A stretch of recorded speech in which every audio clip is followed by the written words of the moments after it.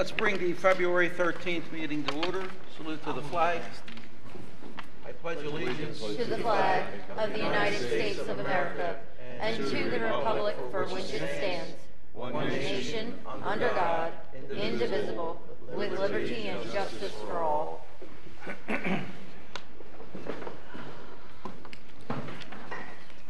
Roll call. Mr. Cullen? Here. Ms. Curran? Here. Mr. D'Angelo? Excused. Mr. Pagliacco? Here. Mr. Parolo? Here. Mr. Smith? Here. Mr. Steltner? Here. Ms. Paglione? Here. Mr. Ciccoletti? Here. Mr. Solicitor, report. Yes, thank you, Mr. President. There was an executive session that started at 6:45 tonight and ended just before this meeting started. Items regarding personnel, security, and real estate were discussed at the executive session along with informational items. All board members present here were present at the executive session along with Dr. Davis, Mr. McHugh, and myself. That's my executive session report. Thank you, Mr. Chilov. Do I have a motion to approve the complete agenda with the set addendums? Motion by Mr. Pagliacco. Second. Second by Mr. Cullen. All those in favor? Aye. Nays, abstention, motion carries. Reports and presentations. Dr. Brodus Davis. Yes. It gives me great honor to introduce as our guest speaker Tammy Nars, who serves as our transition coordinator for 18 to 20-year-olds students at Bristol High School. Told me not to touch this very much. Hello. So first off, I want to just say thank you for everyone that believed in a transition program was necessary for Bristol Borough, and then also for selecting me to take on such a program. In front of you, I have just given you guys just a little glimpse of what we've done so far and kind of what we're eventually planning to do. So right now, my program is for students, 4 amazing students who are doing really amazing things. So we've started a cafe within the building. We've had absolutely everything inside that cafe donated by different people throughout Facebook and just family members and then staff members within the building. So we are essentially running this entire program through donations, which is amazing. Everything that we have done in the community has been really financed through our cafe. So everything we're doing, we're raising the funds, and then we're then using them for the students in order to make this program what it currently is. So within the program, I have 4 very different students, and so far through everything that I've done, the feedback from staff is just how much they see and the potential in students that they never really thought that they were going to see potential in before. So students are independently making intricate drinks all by themselves. So a pumpkin latte, they are completely from the beginning to the end, taking the order, taking the money, making change, and then creating the drink independently. And this is a student that is essentially nonverbal, only has about 10 words in her vocabulary and is doing it independently. So the potential that we see already within the first 5 months is really great, and just so empowering for what is to come to follow. And then also just within it, I added the second page. I said exactly what a transition program should be based on. You're supposed to be really focusing on 3 main sections of a student's IEP, which is post-secondary education, employability, and independent living skills. So every time, I don't know if any of you guys follow our Facebook page, when you see those things, like we're heading out to, one time we took a trip into Philadelphia. We're not just having fun, there's major purpose behind every single piece of it. We are learning to do travel training. Some places pay big money just to have someone come in and teach them how to use this. We live in such an amazing town that the train station is right behind our school. So we are walking to the train station, we're getting on that train, and we're learning how to use it. As well as SEPTA, we've done a SEPTA trip, we've gone on a bus, and really just utilizing everything right inside our community. So all of that fun that you're seeing on Facebook has major real detail of what we're actually learning about, and that's those 3 core sections: is post-secondary education, employment, and independent living skills. So we just recently took a very amazing trip to the Bucks County Community College for a resource fair. We met with lots of different people that are going to benefit all of these students in the future. So when they leave us from the school district, all of these people will be vital parts in their future. I took not only my students, but I took a few other students from the special education program that will be coming up to me in the future, because I would really like to start growing my program earlier. All students are supposed to receive transition services at the age of 14 and up. So now that I'm starting this at the 18 to 21, we're going to start to just kind of push backwards to make sure everyone's getting as many services they can as early as possible, because the more we're teaching them at the younger ages, the easier it's going to be for me to then get them employed for pay by the time they get out of here, which is essentially what we want. We want them to be contributing citizens to Bristol Borough. So in the future, within this school year, my plan is that we are going to start checking out some of the integrated education programs that are throughout our surrounding area. So Temple has a really amazing program for students with special needs. Arcadia has a program, Gwinnett. This is kind of new, so we're just trying to show them the options. So you can go right into the workforce, you can go into kind of like a day program where it's a little bit more supervised, or you can go on to some type of education. So I have a student that is very much interested in becoming a teacher's aide when he leaves us.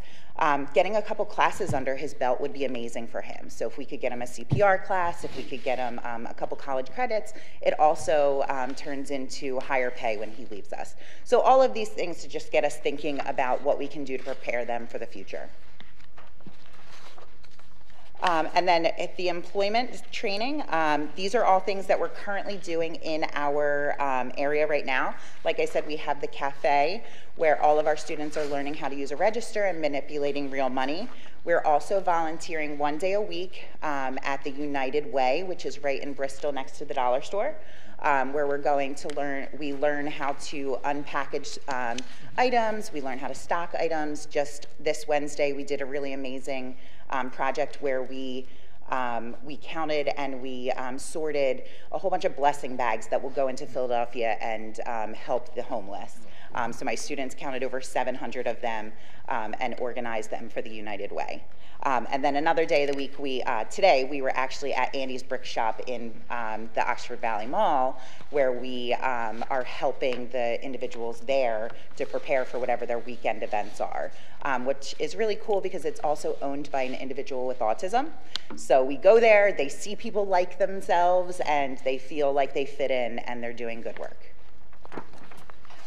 Next on our future employment training is I've set up a meeting with Gail. We are going to start volunteering over at the senior center.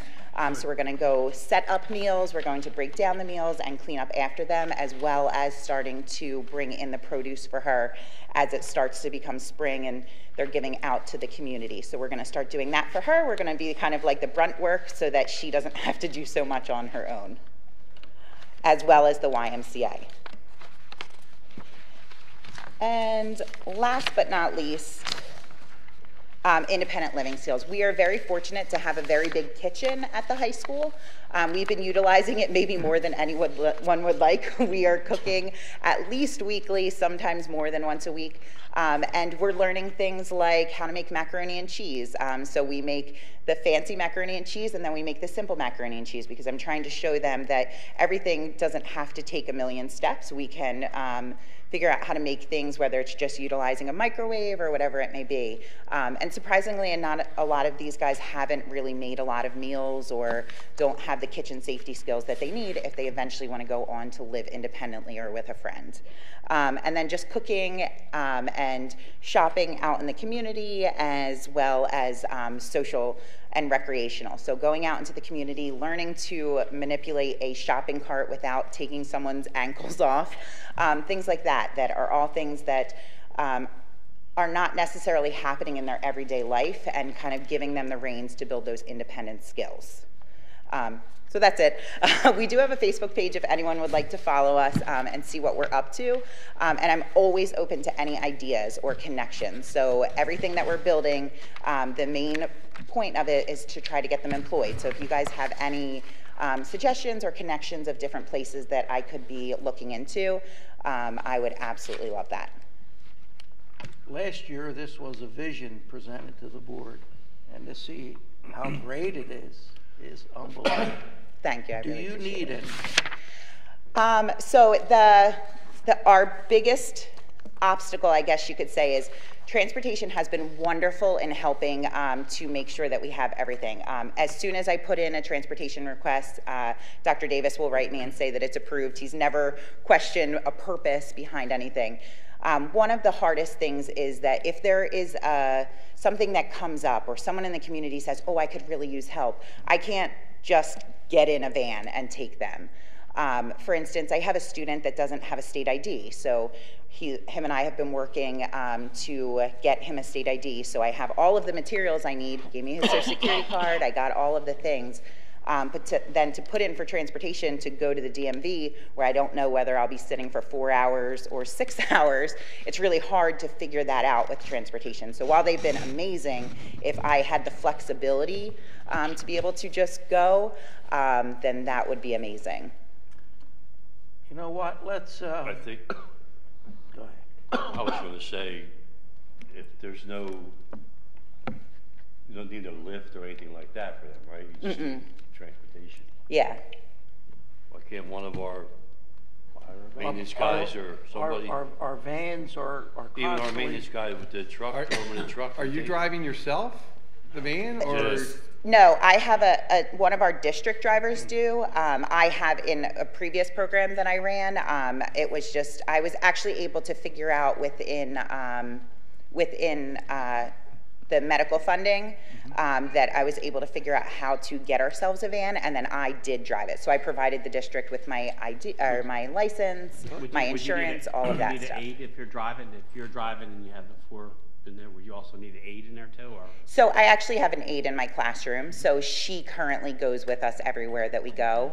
There's only been a couple of days where she has been out and they've just given me like a substitute from the building or something like that. That would So work. basically what you're asking for is. I'm suggesting Can we do this? one Go of ahead. our vehicles because of insurance purposes. Yeah, is what That's I the think. liability part. If it was one of us, an employee, jumping in a pickup truck and taking them, I think when I talk to the transportation director, the idea is the vans are being used in the morning, they come back at 10 o'clock, then you gotta have them back by 1:30, so there's a small window for her to operate in. Can we do this? well, that's what I'm saying. Can we give Get her a maintenance- approval to look for a van? one of our maintenance guys and throw them in a pickup truck. No, she needs the whole van for, Yeah, so. You just need a ride to take somebody to go to DMV or something like Oh, that. yes, you're talking about just if I needed to go Yeah, to. but in the future, can we do that tonight to give permission to look for a used van, and we'll see if she could drive the van, and then she could take the students Like that's a there. dedicated vehicle. A dedicated vehicle Yeah. to that program. Is that okay with It's everybody? even better. Yeah. It's even better. You got it. Thank you. I really appreciate it. Anyone So have we'll any look- questions? No, you're doing a terrific job. Thank you. I really appreciate it. Yep. Actually, so just out of curiosity regarding employment opportunities, what are some specific industries that you'd be interested in networking in for the Really students? anything. I've had students, so before here I did actually work for the IU where I had students placed out in many different places. We had students in grocery stores. A lot of the grocery stores that are bigger don't necessarily let you go in because of just like contracts and things like that. But I was at a smaller grocery store, like a family owned, kind of like what's here in town. And just the shelving and the front facing, things like that are wonderful. I've been in different places like daycare centers and the YMCA, anything really that could build any type of skill for them is amazing. I was even on a farm for a little while, and everyone was kind of like, how would this ever work? But we actually taught the students how to process the eggs. So learn how to process the eggs, and then all of the eggs went into the tech school programs. So really anything I could turn into a job, an office type thing where we could learn how to file or shred for people. Even bringing things into the school would be great. I don't know if anyone has connections like Wawa and Home Depot. They all actually have their own special education programs. It's called Ken's Crew, where they will also provide additional job coaching and things like that. So really anything, but a lot of it is just having that one staff member that has an open mind to it, that it would work for them. Okay, thank you. Okay, so we're gonna look for a van. Thank you. Keep the good work up. Thank you. Thank you, I appreciate it. Good job. Thanks. I have one more announcement. Whenever I get an opportunity to congratulate or thank any administrator or teacher in the building, I received word that Mr. Kowalski is a finalist for Administrator of the Year Award. Okay? The award recognizes individuals in leadership positions who strive to develop other leaders, make people and situations better, and provide a positive example for those they influence. So he is a finalist. I congratulated him, and on behalf of the board, I'm sharing it with the board. So when you see Mike, just say congratulations. That's awesome. Will do. Thank you, and the report. Will do. Okay, Ms. Bowser, elementary principal.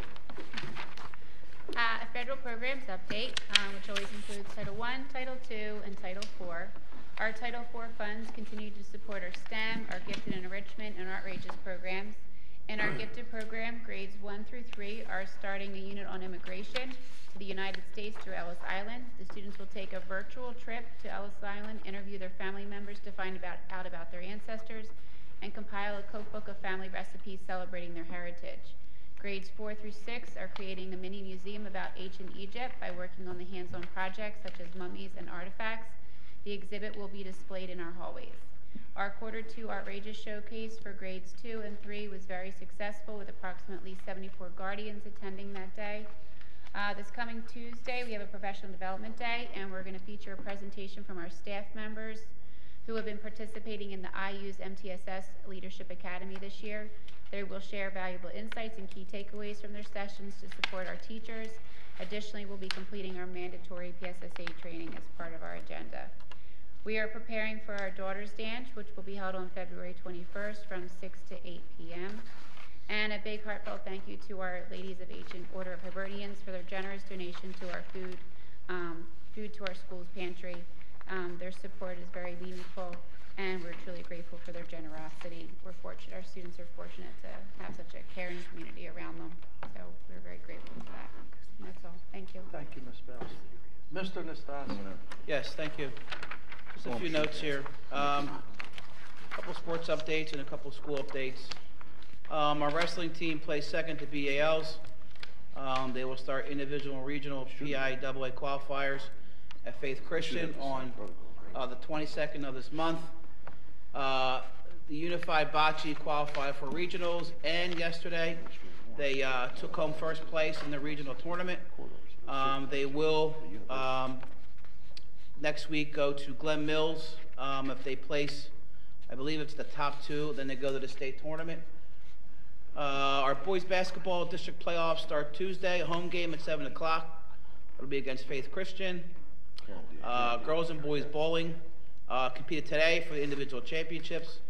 Brianna Slack brought home the girls' individual title, and Hayden Cancelo brought home the boys' individual title today. So congratulations to both of our bowlers and our bowling team. Last week we had the Grundy Prom Dress Drive. It was held from 2/3 to 2/7. We have 48 dresses that were used from our girls, and accessories were all accounted for. It was amazing outing. So what happens is Grundy's brings over probably 200 to 300 dresses. Our students go over to Grundy's. We get a school bus, bring them back. We make a nice big display, and this year 48 dresses went for free, which was a wonderful opportunity for our kids. Our winter ball dance will be Friday at 6:30 at the high school. Our 7th grade Valentine's dance was today. Our 8th grade Valentine's dance will be tomorrow. Today, Mrs. Connor and I and Paul attended a Keystone Zoom meeting. We're preparing for our online testing coming up for our Keystone tests and part of our PSSAs. This is going to be pretty special. Our next board meeting, we'll have a special guest from our high school STEM program, our Title IV program. There's going to be a very unique opportunity that I don't think has ever occurred here in our school district, so we'll let you guys wait for that till next school board meeting. 217, no school, President's Day. 218, no school or in-service day. So during our in-service day, we will be meeting with individual departments through the high school, middle school, and also we have a committee for our High School National Honor Society. This year we have a record high 33 students, 33 juniors. We have an average of 93 or above that could potentially qualify for the National Honor Society, and that's been the highest it's been since my time here at Bristol. So we're very proud of that, and I'm very proud of that junior class. And that's it. Thank you both for your presentations. We're halfway through the school year, right? Yep. You guys are doing a great job. Keep the good work up. Thank you. Thank you. Okay, comprehensive plan, special education plan. Submitted. Okay, public participation. Anyone from the public? No one from the public? Okay, routine monthly business. Mr. President, I'd like to make a motion to approve the minutes of January 16, 2025 meeting, approve the list of bills for February 2025, approve the treasurer's report for January 2025. Do I have a second? Second. Second by Mr. Cullen. All those in favor? Aye. Nays, abstention, motion carries. Number 7. Mr. President, I'd like to make a motion to approve the 2025-2026 Bucks County Intermediate Unit Programs and Services and Instructional Materials and Research Budget in the amount of $14,347, an increase of $614. The budget summary is attached. Do I have a second? Second. Mr. Smith. Any questions? All those in favor? Aye. Nays, abstention, motion carries. Number 8, personnel. Mr. President, I'd like to make a motion to approve the retirement of the following teachers effective at the end of the 2024-2025 school year. Kristen Fate, 30 years of service. Joanne Mazzocchi, 30 years of service. Brenda Hours, 20 years of service. Lori Halkowski, 30 years of service. Donna LaRosa, 24 years of service. Samra Bruther, 22 years of service. Patricia Connolly, 21 years of service. And Cheryl Lilinski Rigby, 20 years of service. Any questions? Any comments? Brenda is 28 years. Yeah. 28 years. Oh, I'm sorry. Okay, when you look at this list here, you see some veteran teachers who have been with us for a long time. As we moving forward, it's going to be hard to replace veteran teachers. We will do our best. These are our teachers that have been with us for a long time, have done a great job for us, and especially the nurse, Cheryl Lilinski. Quick story here, when we were going through the COVID, and we were doing Zoom meetings, and most of the school districts were making their board chairman or their superintendent in charge of the pandemic committee. I asked the board that we make Cheryl in charge of the pandemic committee. And my reasoning, and when I spoke to the board about this, was, look, she's the one that is going to have the students come into her nurses suite with COVID. She's exposing herself and her family. So let's let her be the one that decides how we move forward.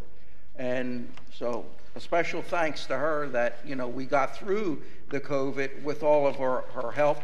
And those meetings that we had every couple of weeks, the Zoom meetings, you know, they were fruitful, but, you know, with both nurses working very hard, we were able to overcome that. So a special congratulations to all of the individuals retiring, and just a little side story on Nurse Lelinski and Nurse Snyder, who helped us. So with that said, do I have a motion? I believe by... Ms. Baglio made the motion. Need a second. Second? Do I have a second? Second. Okay, Mr. Cullen. All those in favor? Aye. Aye. Nays, abstention, motion carries. Okay, item B. Mr. President, I'd like to make a motion to approve to advertise the following positions for the upcoming 2025-2026 school year. Certified school nurse, pre-K to 12th grade certification.